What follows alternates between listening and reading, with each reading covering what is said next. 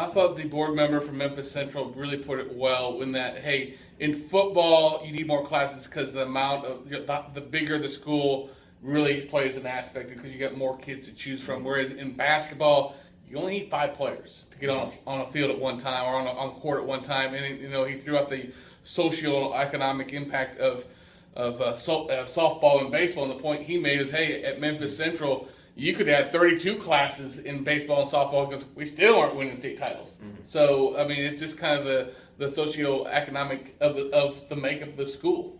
I think it's funny to me, and Murphy, I didn't mean to cut you off, but how we keep getting back to this point of wanting to level the playing field, mm-hmm. and you keep hearing about it's not about championships, mm-hmm. but it keeps coming back to championships. But it seems like it's not about championships, but every time they say that, they add another class. Exactly.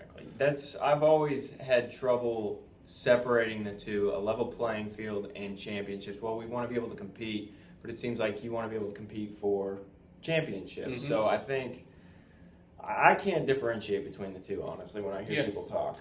Yeah, I think compete. I mean, I can see the argument on the field is, hey, you don't want a very small Division II school, like Middle Tennessee Christian School located in Murfreesboro. You really don't want to see them having to go against, say, a CPA.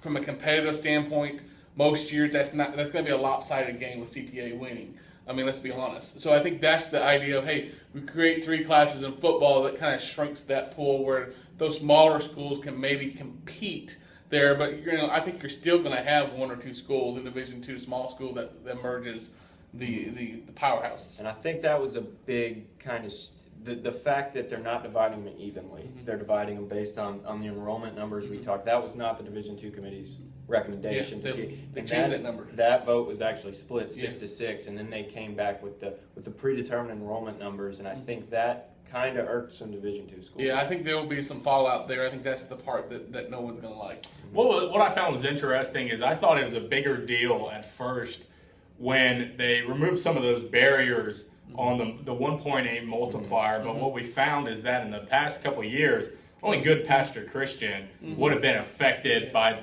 the opportunity to go up in 2 classifications. Beforehand, the rule is you could not jump more than 1.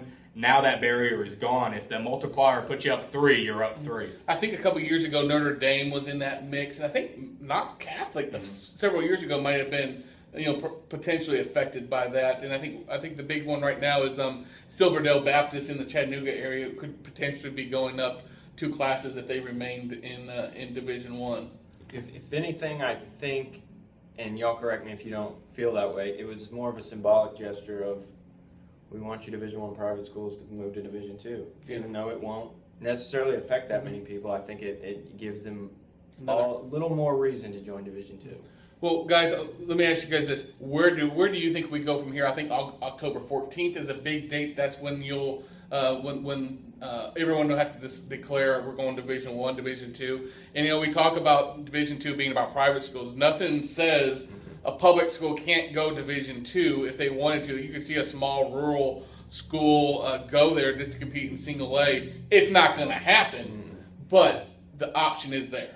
The option is there, and I think what a lot of schools, at least for the coaches that I talked to in East Tennessee, the CAKs, the Catholics, the Grace Christians, those schools, they wanted to see what happened today. Mm-hmm. I think that the 3rd classification is being well received by smaller private schools because some of these schools that don't have the resources to necessarily go up against some of these bigger schools, this plays to their hand. This gives them an opportunity, something to look forward to as they move to Division II. And a lot of them have told me, look, now that there is a 3rd classification, this gives us the opportunity. As for some of the bigger ones, the CAK in my area, the Knoxville Catholic, I think they were waiting to get through today to officially make it known what they're going to do. I think you're right.